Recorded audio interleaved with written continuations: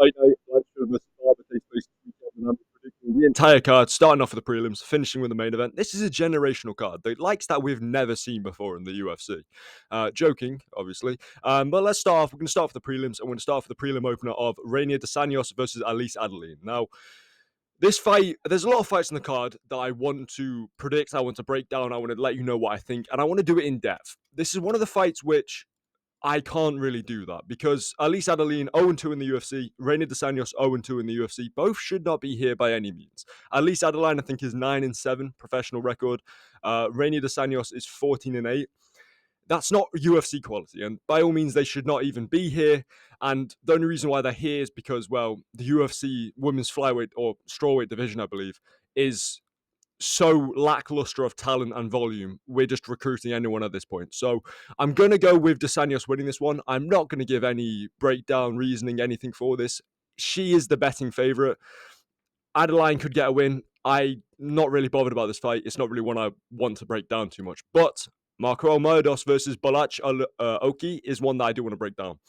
Oki he does have some finishing potential, but when he goes against higher caliber of fighters, that it doesn't really seem to have that same level of finishing potential. So so the question is Merdos that level? I think he is. Merdos' last performance against Austin Hubbard was very impressive. Round one, he outboxed him, pieced him up. Round two, Hubbard got the takedowns. He won that round based on the takedowns. Round three, Merdos got taken down for about 3.5 minutes, scrambled back up to his feet, landed some crucial elbows, got some damage on it, and just gritted down and got a win from it. I believe it was split decision. I believe that he won that fight very clearly on damage, especially that third round. So Merdos is one of those fighters that can just grit down and get a win. And I feel like that's not really that common anymore in the sport because obviously, off the top of my head, JDM can do that a lot, but I can't really name 5 fighters at the top of my head who have that grit. Obviously, if you showed me a list of names, I could pick out ones on there who were like willing to grit down and win around. Like, Joshua Van, look at his performance against Edgar Shires. But like there are certain fighters which just don't have that in them. Like Leon Edwards, for example. I've been shitting on him a lot recently, but that type of dog in them to just grit down, win that round, and win the fight. And Merdos has that, and I feel like that's gonna be what helps him in this fight because it's gonna be quite a scrappy fight. I feel like it's going to be a stand-up fight. I feel like Oki's pretty good on the feet. Terrible boxing defense. Merdos has good boxing, to be fair to him, and I feel like that ability and willingness to scrap is going to win this fight, and I think he's going to win it by close 29-28 decision. So that's my prediction for this fight. Moving on, Kurt Hollowberg versus Jordan Levitt. Levitt's got a decent top control, to be fair to him. Hollowberg is, he's got awful takedown defense. If we're going to be honest here, terrible takedown defense, gets put onto his back a lot. I feel Levitt, he doesn't have the best top control, but like he's not like Habib, but he's good enough to control a guy like Hollowberg. I feel like he's gonna get some kind of ground and pound TKO or maybe even a submission. I'm leaning more submission, round 2 submission rather than a round 2 KO. But Levitt definitely could get this one done by submission. I'm gonna say submission actually, round 2 submission. It says KO on the screen. Ignore that. I'm gonna go with submission on that one. So moving on, Trevin Giles versus Andres Gustafsson. This is a fun fight. And Gustafsson's very entertaining in terms of a fighter. Very strong inside the clinch. He is huge for 170. This fight's taking place at 180 pounds, 180 pounds, because obviously short notice for Trevin Giles. That being said, though, Gustafsson's still huge for the division. Obviously, there are some, accusations of possible steroids. They don't really get tested as much outside the sport as they do in the sport. And he's making his UFC debut today. So, a lot of the guys that we see outside the sport come into the sport and they're like roided to the gills. They come into the UFC and then suddenly they're just, they're a lot smaller, a lot less cardio. I don't think Gustafsson's probably taking steroids. He's big though for 170. I don't know how he makes it. He's very hittable. He does take a lot of damage, which is gonna, stop him from being that top level. But I feel like he's got that dog in him. You know what I mean? So we're talking about fighters who have that dog in him earlier. I think Gus is one of those fighters. Giles does have a good jab and he's good at fighting at range, but because the reach is very similar on both these fighters. I feel like Gustafsson's just going to walk him down, push him up against the cage, and then just start dirty boxing basically against the cage with a clinch. So I feel like Gustafsson will get this done by late round 1 TKO or early round 2 TKO. Just based on the fact that I think he's just going to walk and pin Trevin Giles down and just cut off the cage against him. But Trevin Giles could jab his way to a decision. So, moving on. That's not Trevin Giles or Andrew. I forgot to change the names again. Right, I've had an absolute stinker on this one. Vieira versus Chasson is the two fighters on the screen, not Trevin Giles and Andre Gustafsson, but you're going to have to bear with us on this one. But I think, not Gustafsson, what's his name? Chasson is the favourite going into this fight, I do believe. I think, is she the favourite? I don't know. I think Vieira's going to get this one done by decision because she's got pretty good takedown defense. I mean, Chasson pretty mid on the feet, if we're going to be honest. Doesn't really have the wrestling ability of a Kayla Harrison to really, out grapple Vieira, because Harrison's got that wrestling pedigree and capability. I think Vieira, she kind of just works her way to a pretty boring or just a pretty mid, forgettable 30-27 decision, if I'm going to be honest here. That's my prediction for this fight. I feel like I don't see Chasson getting it down. I don't really see her piecing up Vieira on the feet. I feel like it's going to be a very, what's that fight? Sergey Pavlovich versus Biggie Boy, Rosenstruik fight, just without any knockdowns. I feel like that's going to be what this fight's going to be. It's just a pretty boring, just a boring striking matchup with a little bit of grappling. So I feel like that suits Vieira's style. So I'm going to pick her to win by decision. Moving on. Firo versus I'm going to butcher this name. Alan Nascimento. Alan Nascimento versus Jarafilo.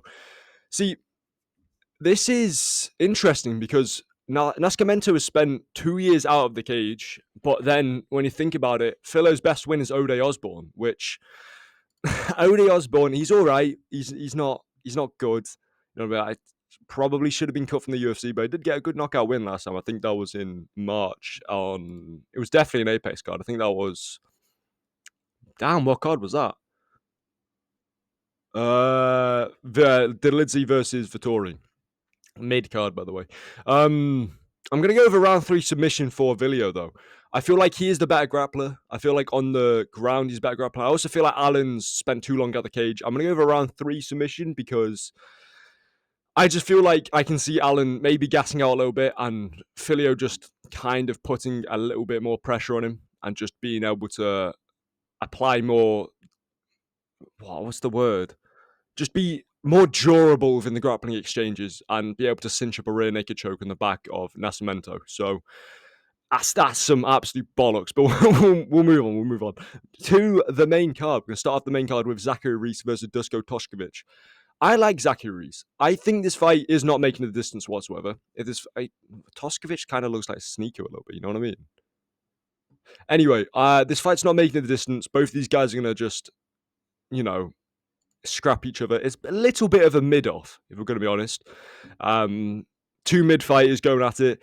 It's going to be a fun one. I think Reese will get this one done by round 1 KO. I'm not sold on his chin, though. Especially in his last fight, his chin kind of didn't look that good, but the fight will 100% have a KO. I think Reese will get it done by KO, though. I feel like he is the better striker, but we'll see. We'll find out. We'll probably find out inside the first round as well, because Reese is going to knock out Poundland Sneaker over it. Moving on. Ramaz Brahmi versus Orban Elliott. Hang on a minute. Hang on. What have I done here? Because I've got Brahmi's fighting this guy instead. What's going on here? Okay, Orban's no longer on the card. I didn't realize that. I knew Brahimic was fighting this guy. I didn't know. Okay, I've messed up here. Anyway, no Orban Elliott on the card, so we're gonna skip that fight. Billy Ray Goff versus Raheem Brahimj. I think Billy Ray Goff will get this one done. I mean, I thought he would get past. I think he was fighting Song Kong or something. What was his name? Yeah, he was fighting Sok Hyuk Ko. I thought he would definitely get past him, just because he throws more, but he gets hit a little bit more. I think against. I mean, but this is a little bit of a layup for him, to be fair, because it was a complete layup for Orban Elliott. Goff should get this one done, though. I'm saying round 3 KO. He's got very good output. He does get hit quite a lot though. So that's going to be interesting to see, but he does have good enough output to get this one done. I'm going to think round 3 KO. Could get it done early in that, but I'm going to say round 3 KO. Moving on.